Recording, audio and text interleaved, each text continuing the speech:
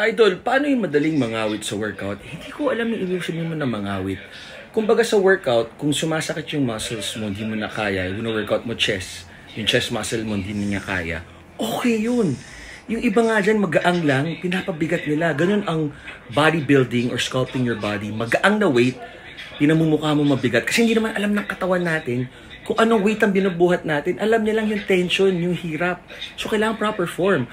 Unlike kung pabigatan na binubuhat, strongman, powerlifter, yung form, kung anong muscle, kahit bench press, ginagamit back, legs, core, lower back, shoulders, traps. Ganon pag powerlifting or mga strongman. Pero kung nagsasculpt tayo na sexy body or bodybuilding, so palaking shoulders, kailangan kung ano yung shoulders, yun lang nafe-feel mo, yung middle delt, front delt, rear delt, ganun lang. So do what works for you. Kung nangangalay, yung muscle na workout mo, tama ginagawa mo. Kung joints, mali. Tama kayo, mali ako.